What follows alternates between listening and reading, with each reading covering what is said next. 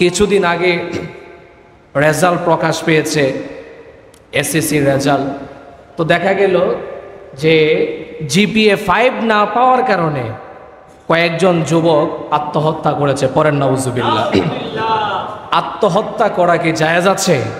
আমরা সকলেই জানি এটা কি না জায়েজ কাজ, এবং এমনকি এই আত্মহত্যাকারীর জানাজা পড়াও কি ঠিক না। কথা বলেন ঠিক না বেঠিক?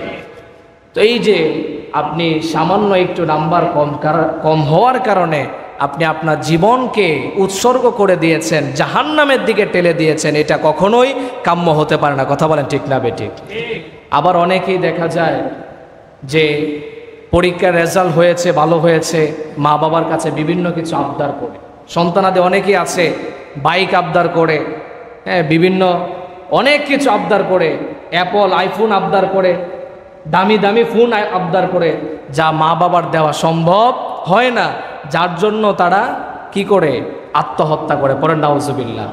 এই যে আমাদেরকে আল্লাহ সুবহানাহু ওয়া তাআলা শরীর দিয়েছেন, আত্মা দিয়েছেন, এটা কার? এটা কি আমার? আমার হলেন আমি একটা কিছু করতে পারতাম, ঠিক না বেঠিক? যেহেতু আল্লাহ সুবহানাহু ওয়া তাআলা এটা দিয়েছেন আমানত হিসাবে আমাকে আপনার কাছে, এটা কি দিয়েছেন? এই শরীর, এই হাত, এই চেহারা, সব কিছু কি আমানত দিয়েছে আমাদেরকে? আল্লাহ সুবহানাহু ওয়া তাআলা। তো এই যে আমানত, আমার একজন মনে করেন আমার কাছে বা আপনার কাছে কিছু টাকা দিয়েছে, এই টাকা কি আপনার না? যে দিয়েছে তার, আপনার কাছে রেখেছে, পরবর্তীতে কি সে নিয়ে নিবে। এইভাবেই আল্লাহ সুবহানাহু ওয়া তাআলা আমাদেরকে এটা দান করেছেন, এই জন্য আমাদেরকে একবারে দেয় নাই, আমানত হিসাবে দিয়েছে।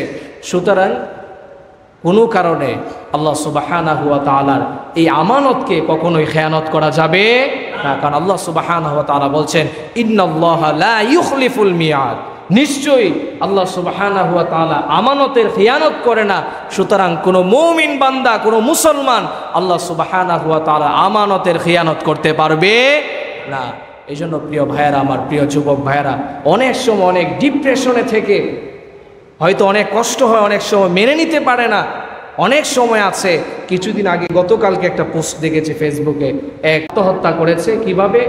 নদীতে ঝাঁপ দিয়েছে। পরের নাউজুবিল্লাহ।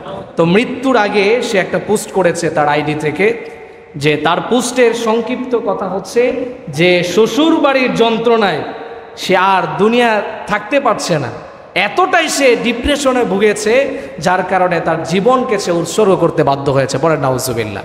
এই জন্য প্রিয় ভাইয়েরা আমার, এই যে আমরা মাঝে মাঝে ডিপ্রেশনে যাই, প্রত্যেকেরই ডিপ্রেশন আছে, প্রত্যেকেরই মাঝে মাঝে কষ্ট হয়, মাঝে মাঝে অনেক কিছু মেনে নেওয়া যায় না, তারপরেও মেনে নিতে হয়। কথা বলেন ঠিক কিনা? এই জন্যই তো আল্লাহ তাআলা কোরআনের অসংখ্য গণিত আয়াতে বলছেন বারবার, ইন্নাল্লাহা মাআস সাবিরিন ওয়া তাওয়াসাউ বিস সবর। বারবার আমি একটা কথা বলি যে ইসলামের মধ্যে একটা কঠিন কাজ হচ্ছে ধৈর্য ধারণ করা। এই ধৈর্যের মনোবল যদি আমাদের মধ্যে না থাকে, তাহলেই আমরা বড় বড় গুনাহে লিপ্ত হয়ে যাই। কথা বলেন ঠিক কিনা?